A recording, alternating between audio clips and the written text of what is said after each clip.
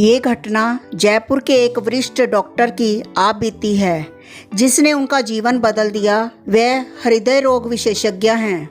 उनके अनुसार एक दिन मेरे पास एक दंपत्ति अपनी 6 साल की बच्ची को लेकर आए। निरीक्षण के बाद पता चला कि उसके हृदय में रक्त संचार बहुत कम हो चुका है। मैंने अपने साथी डॉक्टर से विचार करने के बाद उस दंपत्ति से कहा 30% संभावना है बचने की। दिल को खोलकर ओपन हार्ट सर्जरी के बाद, नहीं तो बच्ची के पास सिर्फ 3 महीने का समय है।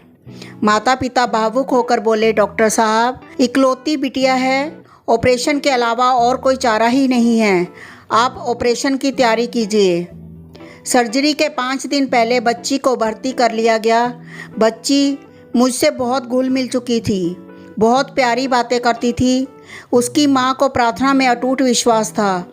वह सुबह शाम बच्ची को यही कहती, बेटी घबराना नहीं, भगवान बच्चों के हृदय में रहते हैं, वह तुम्हें कुछ नहीं होने देंगे।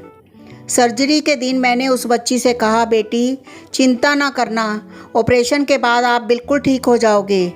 बच्ची ने कहा, डॉक्टर अंकल, मैं बिल्कुल नहीं डर रही, क्योंकि मेरे हृदय में भगवान रहते हैं, पर आप जब मेरा हार्ट ओपन करोगे तो देखकर बताना भगवान कैसे दिखते हैं। मैं उसकी बात पर मुस्कुरा उठा। ऑपरेशन के दौरान पता चल गया कि कुछ नहीं हो सकता, बच्ची को बचाना असंभव है। दिल में खून का एक कतरा भी नहीं आ रहा था। निराश होकर मैंने अपने साथी डॉक्टर से वापस दिल को स्टिच करने का आदेश दिया।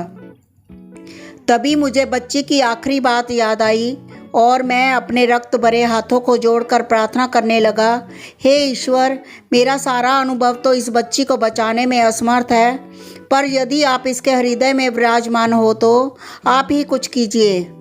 मेरी आंखों से आंसू टपक पड़े।